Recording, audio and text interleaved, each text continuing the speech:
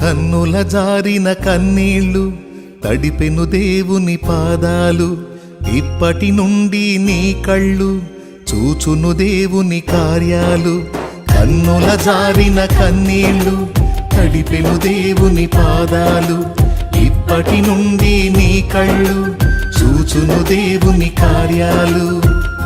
ఉందిలే దీవెనా ఎందుక వేదన, పొందిన యాతన దేవుడే మరచునా.